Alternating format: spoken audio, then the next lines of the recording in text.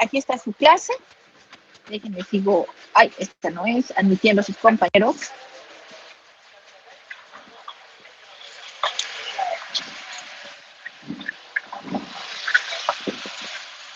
Bueno, entonces, nos quedamos en la práctica 8, que era el multiplexor. Jóvenes, ¿alguna pregunta sobre lo que es el multiplexor?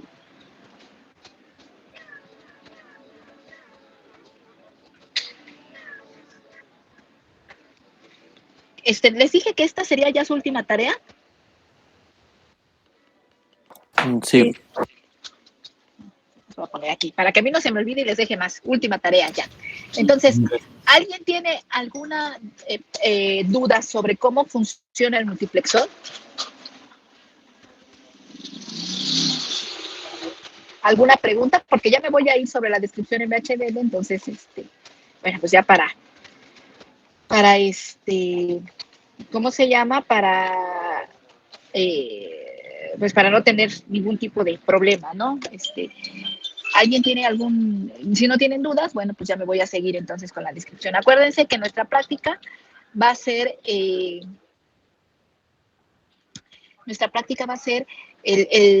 multiplexor, al cual las entradas les vamos a colocar las compuertas lógicas básicas o, ya saben, todo el chorizo ese. Y lo que vamos a hacer nosotros es, a través del selector, elegir la compuerta que yo quiero revisar. Obviamente en Proteus, por favor, pónganle aquí un poquito, rojo, rosa, verde. Ustedes le ponen colores muy bonitos ahí a sus presentaciones. Entonces, en Proteus, entonces, bueno, pues ahí pónganle un poquito, ¿no? Y aquí, evidentemente, vamos a poner un dip switch de 2 entradas, o las banderitas. Ustedes ponen estas banderitas, son las que están usando en Proteus para activar los valores de aire, ¿no? Entonces, la idea es que con el selector yo elija qué compuerta quiero revisar aquí a la salida, y las entradas A y B serán las mismas para todas. Perdón, y con ellas iremos revisando cada uno de las compuertas. Bueno, pues ya voy a empezar la descripción de este relajito.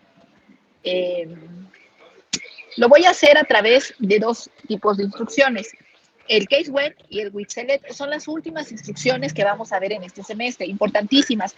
Case when es una instrucción secuencial y el with select es concurrente. Entonces voy a comenzar la revisión con la instrucción o sentencia o instrucción with select. Espérenme un ratito. Ahí está, with select, ¿no? La instrucción with select es una instrucción concurrente, por lo tanto no va dentro de un proceso. Esta instrucción siempre, acuérdense que es concurrente, porque todo lo que describamos con ella se va a ejecutar, todo, absolutamente todo, ¿no? ¿Cómo es su sintaxis?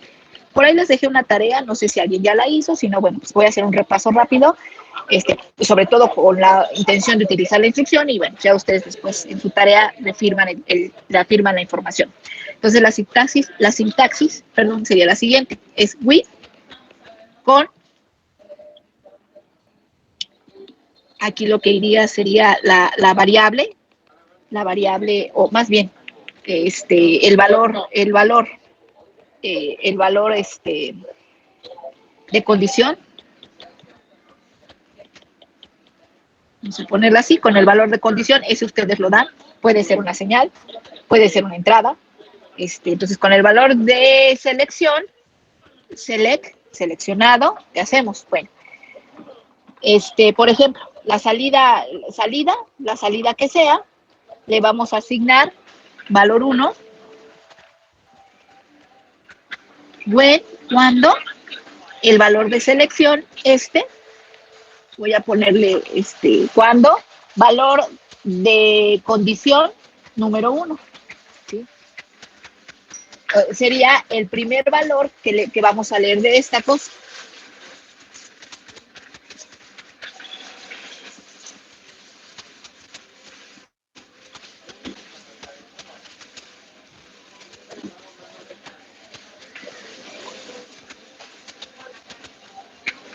Espérenme que alguien está queriendo entrar.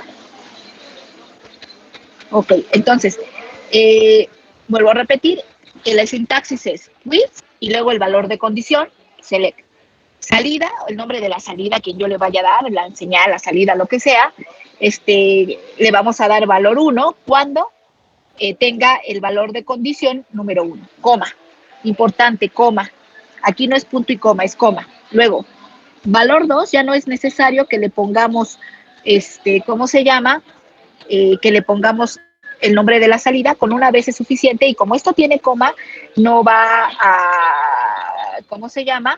No vamos a cortar, ¿no? No vamos a cortar el punto y coma, cortaría la instrucción, la coma la continúa, ¿no? Entonces, valor 2, cuando tengo el valor BC, va a ser BC, valor de condición, número 2, coma. Valor 3, cuando, valor de condición, número 3, coma.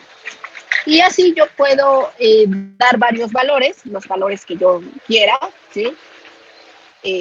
Los que vaya a necesitar yo describir. Y al final, tengo valor n. Y muy importante, esta instrucción debe llevar al final la palabra when others. Y ahora sí, punto y coma. When others siempre tiene que ir como la última condición que yo voy a describir. Ahorita vamos a verlo con el ejemplo. Y luego lleva when others para todas las demás condiciones que yo quiera describir y punto y coma. El punto y coma cierra ahora sí la sintaxis que aquí abrimos. Y esta sería para with select, ¿no? Para la sintaxis. Vamos a usarla para la versión 1 de esta práctica. Me la voy a llevar porque lo que voy a describir básicamente pues es la tabla de verdad, ¿no? Entonces me voy a llevar todo esto para que hagamos la versión número 1 de esta práctica, ¿no? Aquí está. Esto es lo que voy a describir. Voy a hacerlo chiquito y voy a empezar mi descripción. Voy a empezar con la entidad. ¿Sí? Ya saben que eso es a la de a fuerzas y la entidad que haga yo aquí la voy a usar para la siguiente versión. Esta va a ser la versión número 1 de la práctica, ¿no? Entonces, acuérdense, library, IEEE, use, la IEEE, punto estándar, logic, 1164.hoy, ¿no? Como las instrucciones básicas de mi entidad, perdón, de mi cabecera de librerías. Luego, entity, le voy a poner MUX, is, ¿no? ¿Qué puertos voy a tener? Bueno, de entrada, pues acuérdense que nada más tengo A y B, ¿no? Que son los que van a, son las entradas, son de tipo Standard Logic y son solamente de un bit. Son con las que yo voy a darle valor, ¿no? A las entradas de la tabla de verdad de cada una de estas funciones. Y luego tengo S es de 3 bits, ¿sí? Porque es un multiplexor 8x1. Entonces le voy a poner S, es de entrada, es de tipo Standard Logic Vector, y es un registro de 3 bits, por lo tanto es de 2 down to 0, ¿no? Para construir mi registro, empezando desde el valor de mayor peso hasta el de menor peso. Y finalmente Z, que es mi salida. Z, que es mi salida, y que es de tipo Standard Logic, es un solo bit, ¿no? Ahí ya no pongo punto y coma, se cierra, y en. Jóvenes, ¿alguna pregunta con respecto a la entidad del problema? ¿Alguna pregunta aún tienen ustedes respecto a las entidades de VHDL? ¿Cómo describirlas? Órale. Perdón. ¿Alguna pregunta, jóvenes? No, todo bien. ¿Nada? No, bueno. No, bien, profesora. Ok.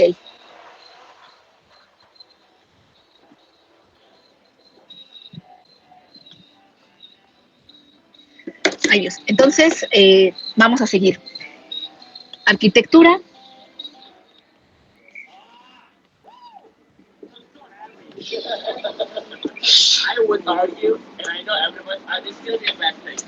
Arquitectura. AMUX. De MUX. ay Dios, aquí se me fue una letra de MUX is, ¿no? Que es mi instrucción básica para abrir mi arquitectura. La voy a poner más para acá. Aquí no voy a usar señales, como lo hicimos en el caso del sumador restador, ¿no? Aquí no hay. Podríamos pensar que tal vez podríamos generar unas señales para conectar la compuerta al multiplexor. Sin embargo, ahorita vamos a ver que las instrucciones, tanto la case como la with select, me permiten a mí indicar la operación que voy a realizar a la entrada, a esa entrada, para evitarme precisamente poner aquí una señal, ¿sí? Porque no, ahí no puedo, ahí lo que no quiero es generar aquí una señal para no trabajar de más y no tener aquí puertos que no valga la pena tener, ¿no? Entonces, voy a comenzar, por lo tanto no necesito señales y voy a usar la sintaxis de with select, ¿no? No necesito un proceso, entonces directamente lo puedo describir. Y le voy a decir with con S, ese es mi condición, ese es mi valor de condición. ¿Por qué? Porque acuérdense que lo que voy a describir básicamente es la tabla de verdad del selector. Entonces, el selector es el que yo tengo que leer, es mi valor de condición para determinar la salida. Entonces le digo with S select. Entonces, Z, que es mi salida, le voy a asignar el valor de quién. El resultado de la operación lógica A OR B cuando S vale 0, coma. Esto es justamente esta descripción. Aquí estoy haciendo la descripción de la primera línea de mi tabla de verdad. Tal cual, ¿no? Luego, la siguiente. Z va a ser A and B when, cuando tenga en S 001. Luego, A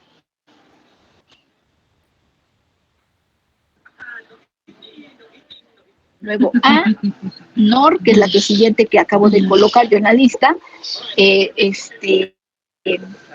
A NOR B, cuando 0, 1, 2. Ahí está, ¿sí?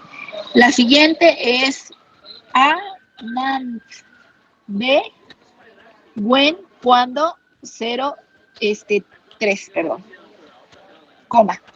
Luego, A XOR B, when, cuando selector tiene la clave 4, A XNOR, cuando B, con B, perdón, cuando selector tiene la clave 5, el 6 y el 7 son los inversores. Acuérdense que en un inversor primero pongo la inversión y luego a quién le voy a aplicar esa inversión. Cuando 1, 1, 0. Y acuérdense que mi sintaxis debe llevar en la última when others. Entonces aquí hay dos opciones. La primera opción es que yo le ponga, que yo describa todo, ¿no? Por ejemplo, not B when 1, 1, 1, que es la última condición. Y luego ponerle que a Z le asigne un 0, tal cual, when others, ¿no? Para todas las demás condiciones. Pero ¿qué sucede aquí? Esta condición realmente no va a existir nunca. ¿Por qué?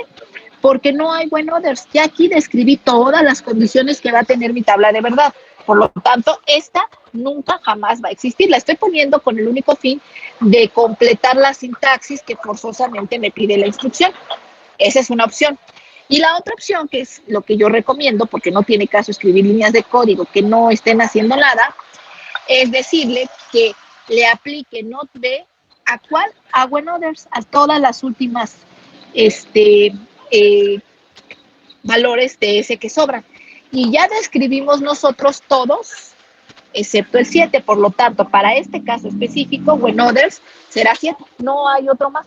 Es el único que existe. Entonces, de esa manera, tenemos ya la sintaxis completa. Aquí se ajusta. No siempre sucede eso, depende mucho de lo que estemos describiendo. Aquí ajusta perfectamente bien, así como se los estoy poniendo, ¿no? Pero aquí ya cabe la descripción de toda la tabla de verdad. Y bueno, ya le pongo punto y coma. Y eso es todo. Esta es toda mi arquitectura en arquitectura MUX. Y ese sería mi primer programa, mi versión número 1.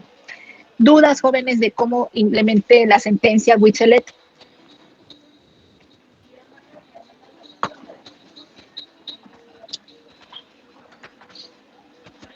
No, maestra. No, profesora. ¿Nada? Bueno, vámonos entonces con ahora la sentencia case.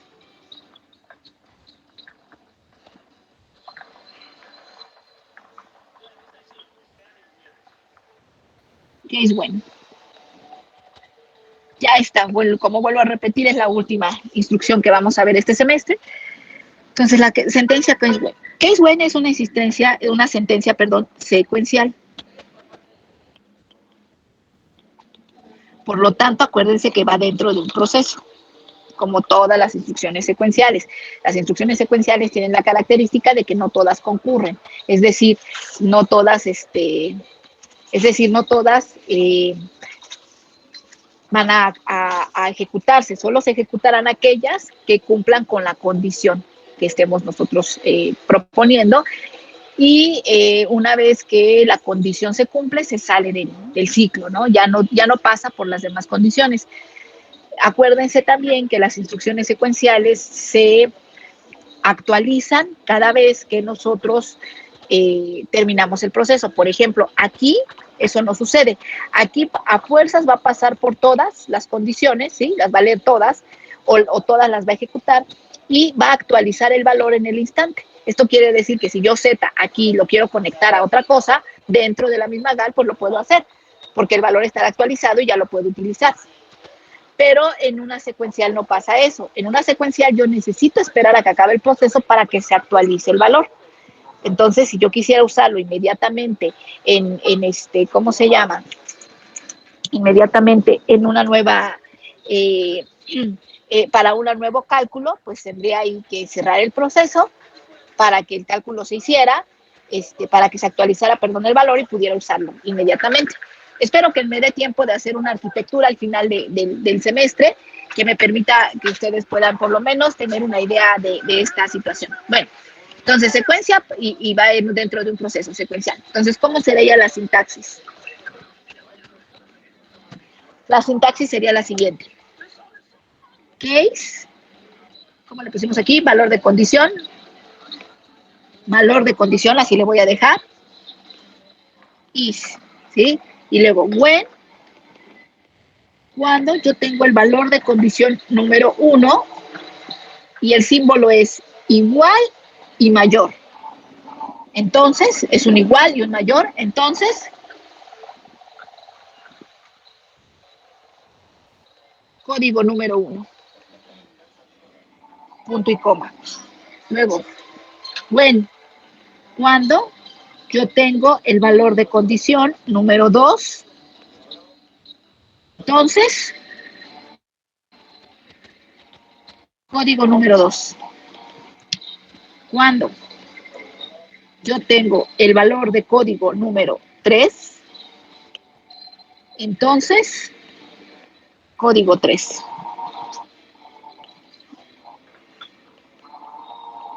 Punto y coma. Y así yo puedo ir describiendo todo hasta el último, que forzosamente debe de llevar la instrucción o la sintaxis when others, igual que en el caso de key, que tenía aquí when others, aquí también para vamos a tener un when others. Para todos los demás casos, que es when others, entonces, código N, punto y coma, en case, ¿sí? Acuérdense que esto va dentro de un process.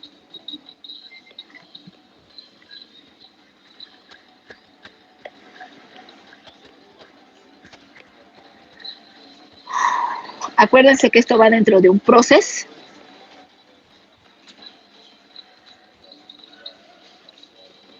El cual lleva una lista sensitiva. Generalmente esta lista sensitiva, ¿sí? En este caso mi lista sensitiva sería el valor de condición.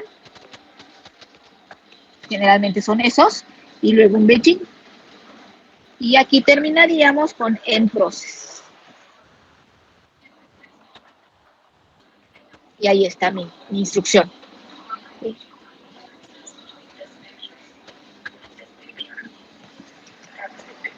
Entonces, ya tendría yo aquí mi sintaxis completa. ¿Alguna duda, pregunta respecto a la sintaxis?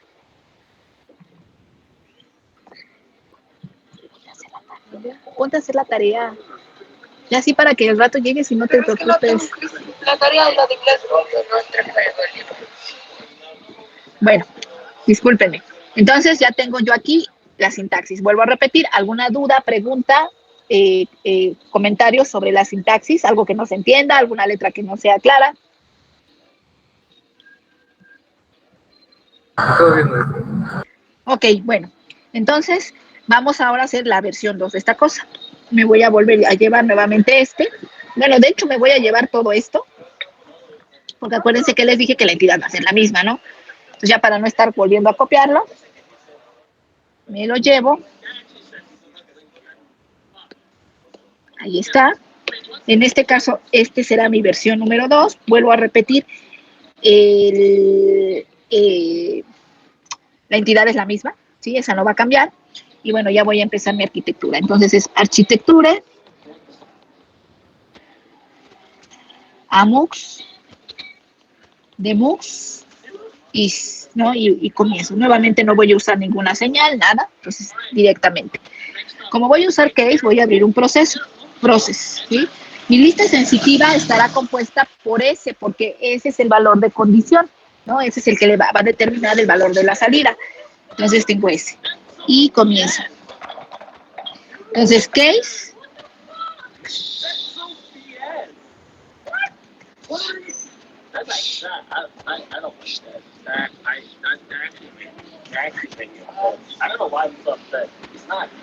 Entonces, case, S, is, ¿no? Que es el que voy a seleccionar. Entonces le voy a decir, when, cuando S valga 000, entonces, ¿qué quiero que haga? Bueno, cuando S vale 00, lo que quiero es que la salida Z sea igual al resultado de la operación booleana A or B. ¿Sí? When, cuando sea 001, entonces a Z le vamos a asignar el valor de A and B. When, cuando tengo el valor 2, entonces a Z le voy a asignar el resultado de la operación A NOR B. When, cuando tengo 011, entonces a Z le voy a asignar el valor de A NAND B. When, cuando tengo el valor 4 en S, entonces a Z le voy a asignar el valor de A XOR B. When, cuando S tiene el valor 5, entonces a Z le vamos a asignar, el valor de A XNOR B. Y vamos por los inversores, ¿no? When, cuando tengo 1, 0, entonces a Z le voy a asignar el valor de not A. Y aquí va a pasar lo mismo que en este, ¿no? Que en el when others este. Aquí puedo poner yo completar la tabla de verdad, igual que lo hice en el otro, y poner una condición when others con Z igual a 0. Pero no hay necesidad de hacer eso, vuelvo a repetir. ¿Por qué? Porque una vez que yo describo todos los casos de la tabla de verdad, pues ya nada más me quedará when others con la última condición que tengo que describir es esta. Y esa se la voy a dejar a when others, ¿no? Entonces le voy a decir when others para todos los demás, que en este caso solo es el 7. Entonces a Z asignale el valor de not B, que es la última condición. En case, en process y en mi arquitectura. Y esa sería la versión número 2. Jóvenes, ¿alguna duda, alguna pregunta?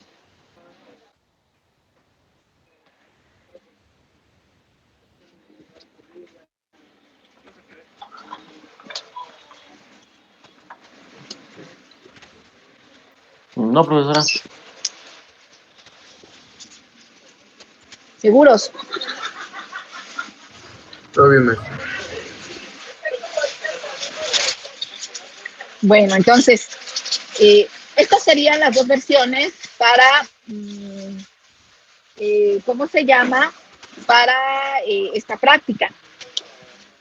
¿Qué puedo decirles? Bueno, ¿qué sucede si ustedes quisieran describir un multiplexor normal, sin que tenga esto? Bueno, Pues básicamente cualquiera de estas dos sintaxis son los, voy a decirlo con esta palabra, son los machotes. Es el mismo esquema que utilizaría para implementar cualquier multiplexor. Depende del tamaño del multiplexor, el número de casos que ustedes describen. Si van a describir un multiplexor 4x1, entonces nada más describirían estos 4 casos, ¿no? Si van a describir un 16x1, entonces se describirán aquí los 16 casos del selector. Las salidas, bueno, en este caso, vuelvo a repetir, la salida, lo que voy a tener a la salida es el resultado de una operación lógica, de esta. Pero si ustedes están implementando un multiplexor normal, el cual no requiere una operación lógica, sino que lo que quiero es aquí tener todas las entradas para poder yo conectar aquí otras cosas, bueno, pues aquí I0 sería igual a I0, y 1, y 2, y 3, y lo que pondría acá, ¿no? Cuando el selector tiene 0, a Z asignale el valor de la entrada I0, y yo esa la creo y la describo como una entrada, y ya, ahí le conecto lo que yo le quiera conectar, ¿no? Entonces, básicamente, vuelvo a repetir, este sería el esquema, o este de un multiplexor cualquiera, ¿no? Lo único que cambia aquí es que yo le estoy poniendo a la entrada la operación lógica. ¿Para qué? Para evitarme hacer una señal aquí y porque me lo permiten las instrucciones, ¿no? Sería lo único que cambiaría. Y vuelvo a repetir que tan grande o chico, bueno, pues será el número de casos que yo esté describiendo. Ahora, muy importante aquí, me voy a llevar a otra página los dos cuerpos de los programas para que podamos comparar entre el case y el Wixelet, entre el Wixelet, que es este, y el case. ¿Por qué? ¿Cuál nos conviene utilizar? ¿Cuál es la diferencia? Si los dos me ayudan a describir lo mismo, entonces ¿para qué quiero dos instrucciones? ¿Cuál sería la diferencia? Bueno, aquí tengo los dos, son los cuerpos de los, este es Wixelet, y este es case. ¿Cuál es la diferencia? Bueno, hay varias y muy importantes. Fíjense que en el caso del Wixelet, nosotros primero, como en caso de cualquier instrucción concurrente,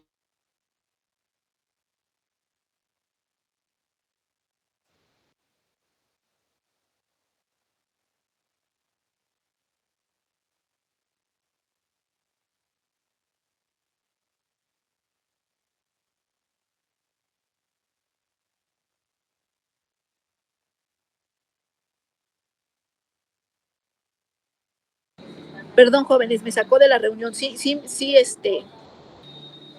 ¿ya me escuchan y ya me ven? Sí, profesora. Ok, permítanme. Creo que ya está, espérenme tantito. Ok. Y voy a empezar a transmitir pantalla, o a compartir más bien.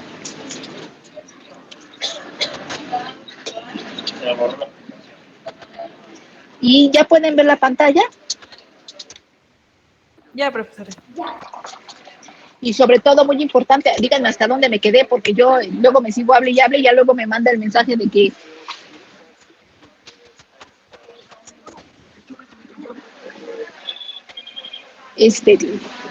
¿cómo se llama? Ya luego, no me entero de tiempo después de que no supe en dónde se quedó mi conversación. ¿Hasta dónde se quedaron? ¿Dónde íbamos a comparar los dos, profesora? Ok, o sea que hasta aquí llegamos, hasta donde tengo ahorita la pantalla. Sí. Sí.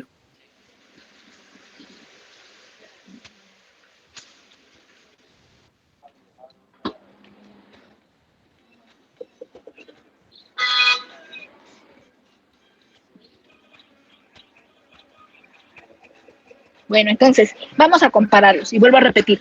Fíjense que aquí hay una diferencia muy importante. Primero es que en el Wixelet, yo primero asigno un valor, y después le digo en qué condición quiero que le asigne este valor. Mientras que en el case, yo primero leo la condición, y después hago la operación. Por eso es que aquí yo les puse que lo que yo tengo aquí es código. Es decir, yo aquí, en un case, con la condición, después de que leo la condición, yo puedo aquí poner código, y ese código incluye funciones booleanas, asignación directa de un valor booleano, ¿no? Directa de un valor booleano. Pero también aquí adentro puedo poner un if. pero aquí también puedo anidar un case, pero en este código también puedo poner un for loop, ¿no? Todo eso puedo hacer aquí y eso es todo lo que podría yo poner aquí adentro de mi condición. ¿Por qué? Porque primero leo la condición y después pongo código. Yo aquí puedo poner todas estas cosas. Pero en el caso de la sintaxis del with select no pasa eso. Lo más que yo puedo poner aquí es una asignación de valor booleano directa o una ecuación booleana, como una operación booleana, la que acabamos de poner ahorita, ¿no? Es lo más que puedo poner. Entonces esto, y aquí lo vemos, ¿no? Aquí lo vemos ya en las dos sintaxis. Aquí está la operación booleana. Y eso sí lo vuelve una diferencia muy importante a un tipo de instrucción con respecto a otra, porque aquí me permite, por ejemplo, supongamos que yo aquí adentro de mi GAL le pongo a la salida del multiplexor que haga otras cosas, ¿no? Aquí otro circuito. Entonces, de esta manera yo puedo aquí describir lo que va a ser ese circuito para cada condición. En cambio aquí no. Aquí esto lo único que hace es asignarme un valor binario o una operación booleana, como en este caso, pero no puedo hacer nada más. Y aquí en el caso del case, pues sí puedo hacer todas estas cosas, ¿no? Son dos diferencias importantes entre los concurrentes y los secuenciales. Y si ustedes se acuerdan, también es la misma diferencia que hay entre un with select y un case when. Perdón, entre un if y entre un when else, ¿no? El if leo igual primero la condición y luego ejecuto unas líneas de código donde adentro también puedo poner un case, puedo poner otro if, anidar ifs, o puedo poner un for loop, o puedo poner una asignación directa, o puedo poner una ecuación booleana. En el caso del when else, que por ahí lo tienen ustedes en sus notas, pasa lo mismo. Como primero asigno el resultado a mi función de salida y luego leo la condición, pues ese resultado puede ser igual que en este caso, solo una ecuación booleana o un valor booleano directo, ¿no? Entonces eso es lo que tenemos ahí, esas dos circunstancias. Y esa sería la comparación entre uno y otro, ¿sí? Entre uno y otro de los valores. Entonces, jóvenes, hasta aquí, ¿alguna duda?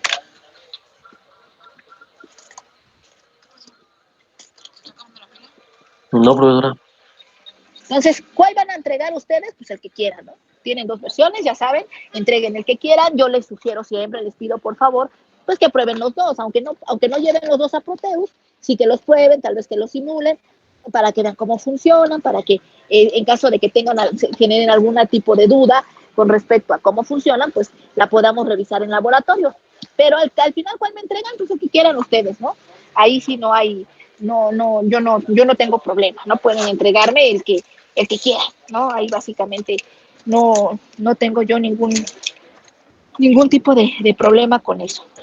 Pueden entregarme el que ustedes prefieran, pero vuelvo a repetir, a mí me gustaría que probaran los dos, aunque sea a nivel simulación, pues para que vean, ¿no? O si tienen algún tipo de duda, pues la puedan solucionar. Bueno, entonces si no hay más dudas, voy a continuar.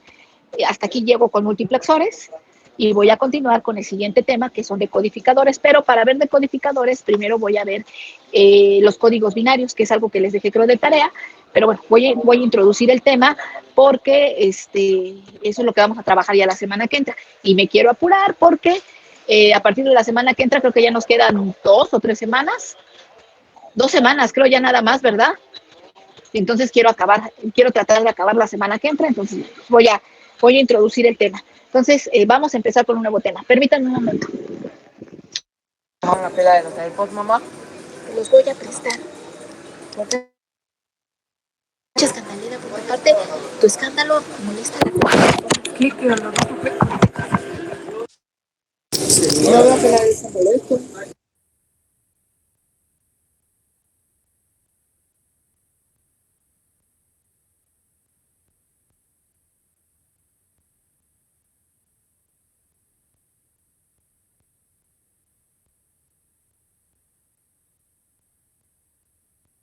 Ni modo.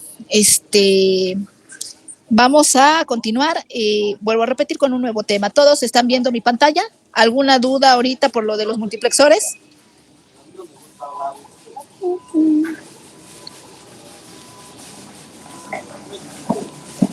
No, maestra. Ok, códigos binarios. Bueno, ¿qué es un código binario? Bueno, el código binario de entrada, pues, yo les digo el código binario y todos ustedes me van a decir que es el base 2, ¿no? De 0 a el número que yo quiera representar, que es un sistema en base 2, el cual se compone de dos elementos, 0 y 1, ¿no? Y tienen razón, así es como de manera general nosotros decimos o hablamos del código binario. Pero resulta que cuando nosotros ya nos metemos a trabajar específicamente con los sistemas digitales, el término códigos binario adquiere otra definición o otra ampliación de su definición. De entrada, los códigos, acuérdense que son representaciones unívocas, o sea, únicas, una representación única de letras o caracteres o de palabras, ¿no? De frases. Entonces, la historia de los códigos es amplia. Hay códigos, como ustedes saben, de todos tipos, colores, sabores. Los códigos adquirieron el idioma, los idiomas son códigos, los lenguajes, pues, son códigos, los números son códigos, y bueno, hay códigos que son universales, genéricos, que todos ocupamos en todos lados. Los idiomas se ocupan por países, pero también la codificación ha sido muy importante en la historia de la humanidad, porque con esa codificación nosotros podemos hacernos entender o podemos comunicarnos con ciertas personas específicas, ¿no? Cada uno de nosotros podemos inventar nuestro propio código y de esa manera pues comunicarnos con alguien más. Los códigos fueron importantísimos en las guerras, han sido importantísimos en las guerras. Los códigos se han hecho, hay historias, todos conocemos las historias que hemos visto en películas, que hemos leído, por ejemplo, de los códigos de los pueblos indígenas que usaron en la Segunda Guerra Mundial, es una historia muy famosa. Tuning, si ustedes recuerdan la historia de cómo hizo una máquina que pudo decodificar los códigos nazis, ¿no? Que gracias, eso fue una de las aportaciones más importantes para ganar la Segunda Guerra Mundial, cuando este cuate, Alan Turing, que era un tipo excelso mentalmente, un matemático brillante, pues se da la tarea de hacer una máquina que decodifique, ¿no? Los códigos nazis, y vuelvo a repetir, esto fue una aportación importantísima para ganar la Segunda Guerra Mundial, que después, bueno, pues todos saben la historia, al pobre le pagaron metiéndolo a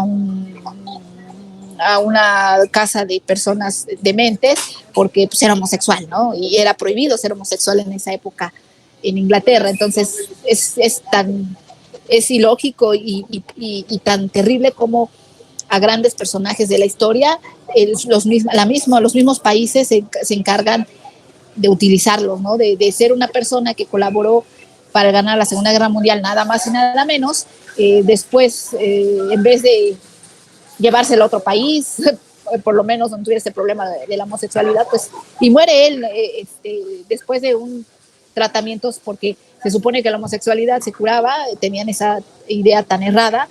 Entonces, después de que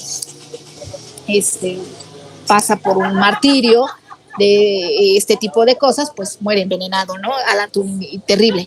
Pero bueno, es una historia, creo que hoy en día ya lo perdonó la reina, ¿no? Creo que lo perdonó la reina, no sé qué, y bueno, es una estupidez ahí, pero bueno.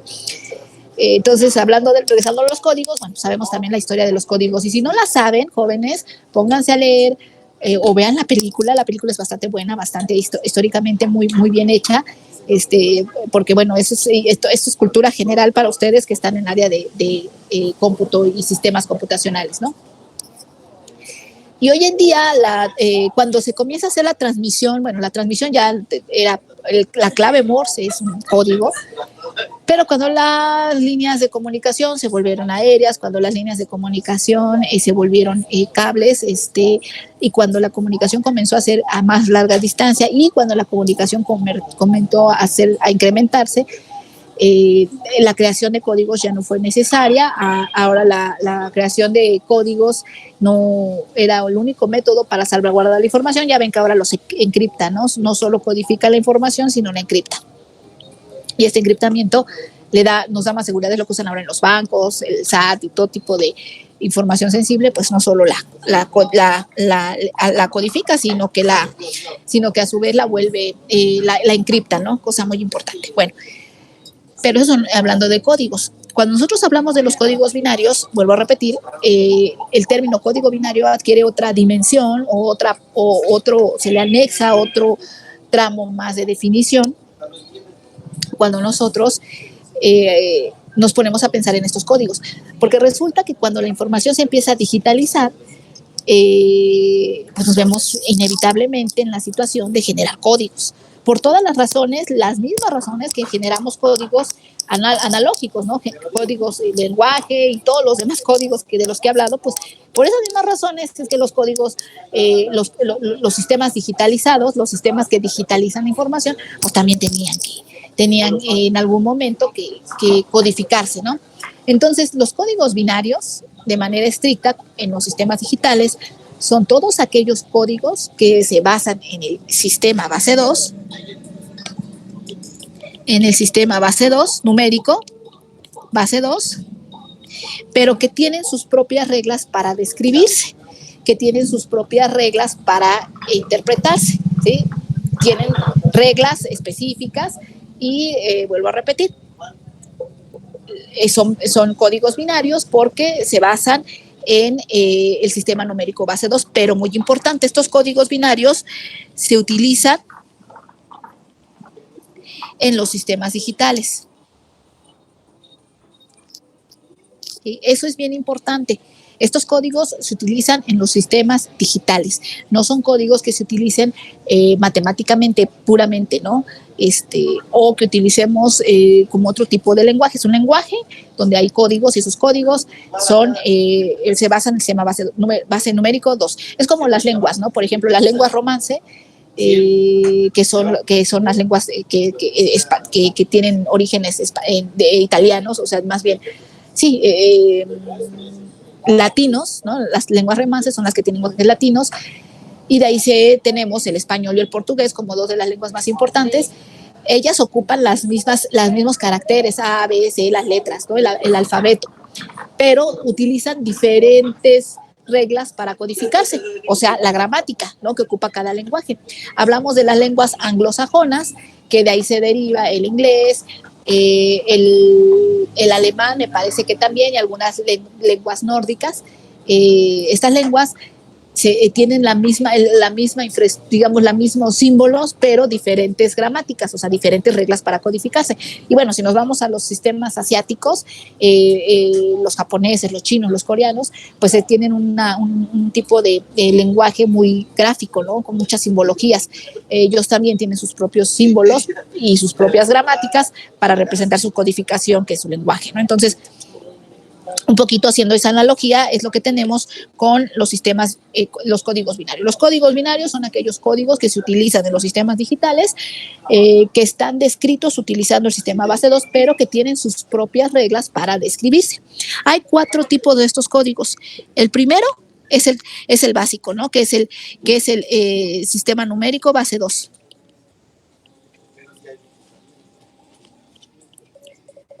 ¿Sí?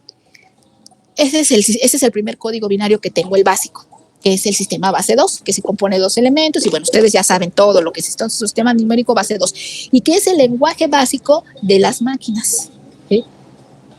Todas las máquinas, todos los sistemas digitales y las máquinas digitales saben este lenguaje, conocen estos 2 valores, y a partir de ellos codifican toda clase de información. Ese es el primero. El segundo son todos aquellos códigos que se basan en el sistema numérico base 2, pero que tienen sus propias reglas.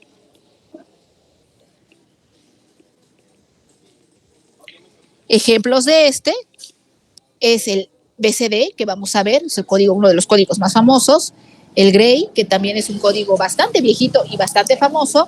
Tenemos otros como el exceso 3, como el código de detección de errores. ¿Sí? Son otros códigos, ¿no? Pero son todos aquellos códigos, estos códigos siguen ocupándose en los sistemas digitales y se basan en el sistema número base 2, pero tienen sus propias reglas para codificarse. Vamos a verlos allá, ahorita, ¿no? Los códigos del tipo 3 son los alfanuméricos. Numéricos. El más famoso, pues el ASCII, ¿no? ¿Sí? Los alfanuméricos son todos aquellos códigos que transforman los caracteres del mundo que no es virtual, del mundo, digamos, humano, ¿sí?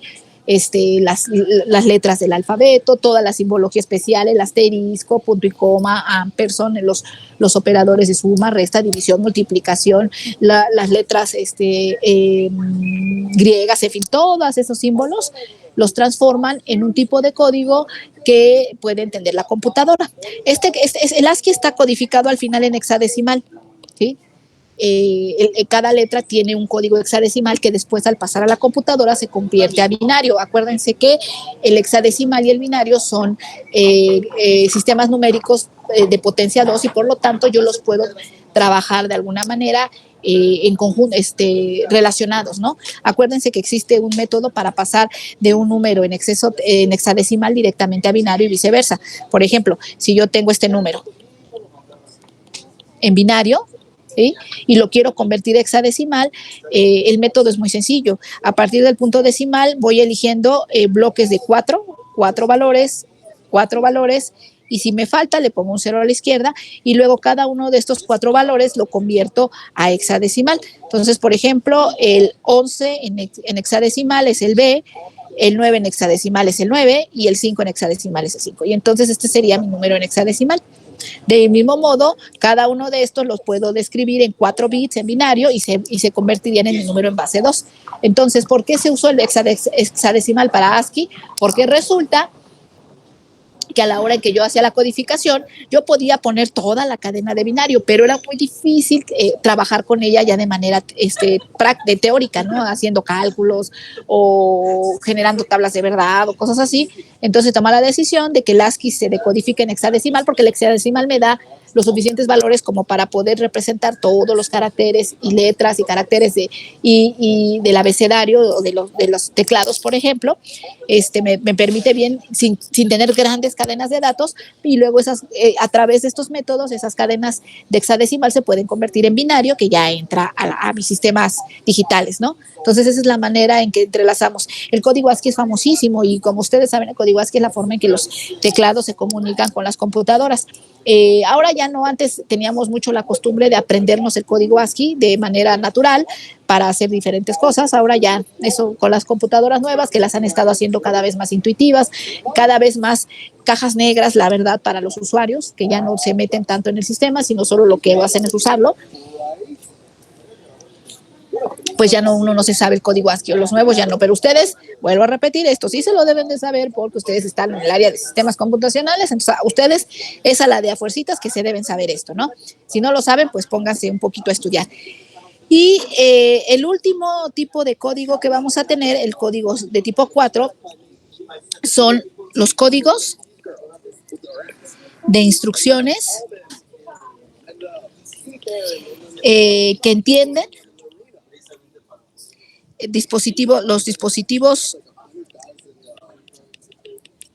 los dispositivos digitales, como son los microprocesadores o microcontroladores, ¿sí?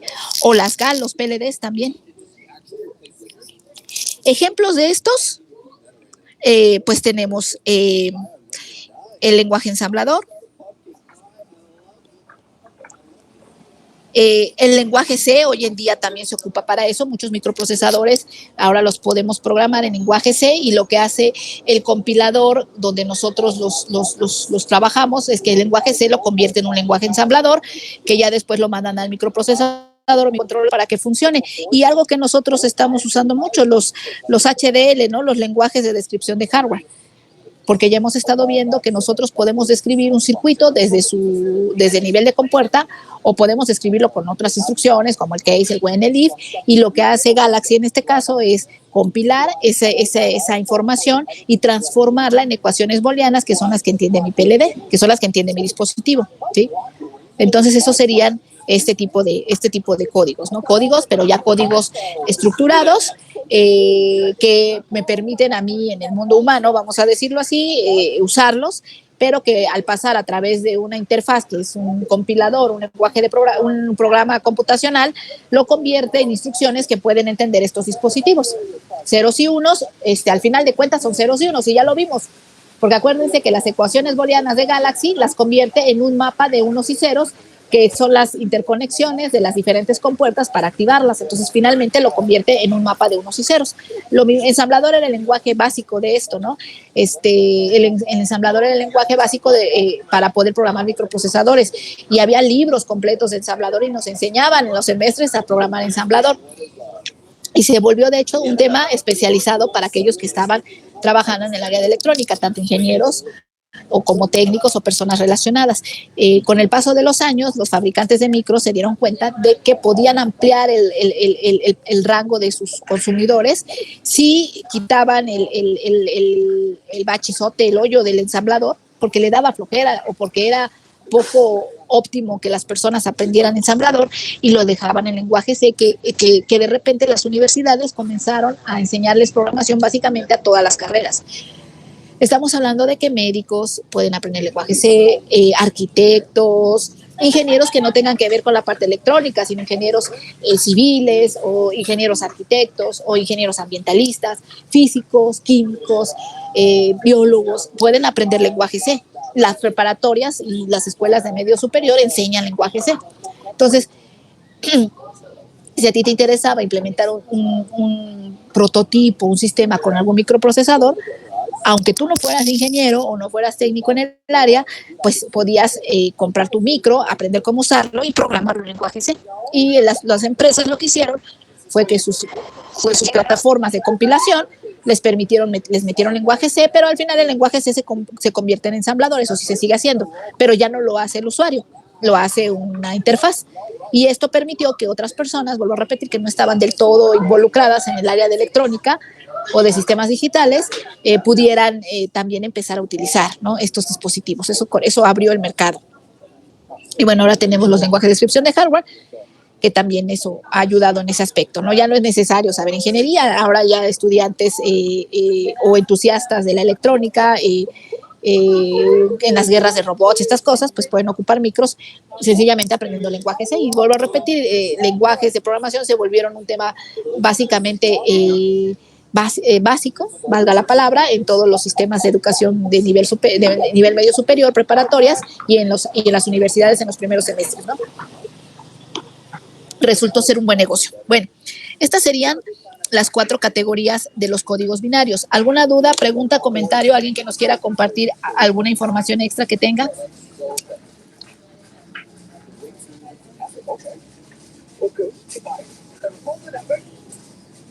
Yo no me sé, pero está muy interesante.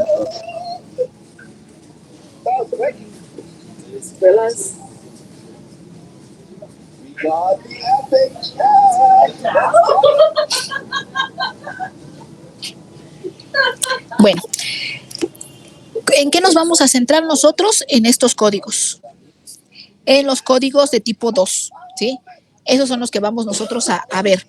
Entonces, los códigos de tipo 2 son los que nos vamos a meter ahorita. Los códigos de tipo 2, que acabamos de ver, ¿sí? Esos tipos de códigos se dividen en 2 grandes grupos. Los códigos ponderados y los cíclicos y continuos. ¿Sí? El más famoso de los ponderados es el BCD. Y el más famoso de los cíclicos y continuos es el código Gray. ¿Sí? Son los más súper famosos de los códigos. Para acabar la clase vamos a hacer una tablita. Aquí les voy a ir poniendo algunas notaciones, pero la tabla va a quedar acá. Entonces vamos a hacer una tabla de los diferentes códigos. Voy a empezar por el código decimal. ¿Por qué? Pues porque eso es lo que nosotros usamos.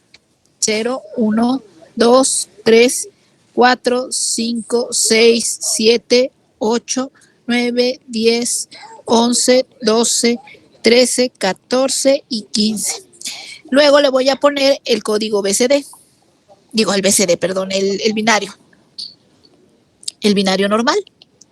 Entonces, en binario yo sé que no necesito 4 bits, pero lo mejor es representar en 4 bits todas estas numeraciones, ¿no? Ya es ustedes ya, espero que a estas alturas pues ya sean más que expertos en esto, ¿no?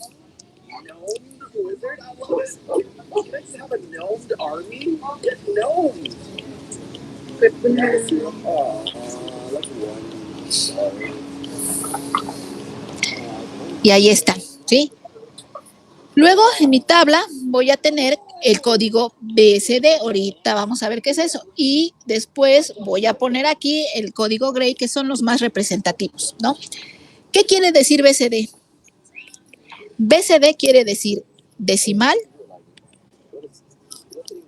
codificado en binario. Eso quiere decir BSD. El BSD es un código que busca ser una interfaz rápida entre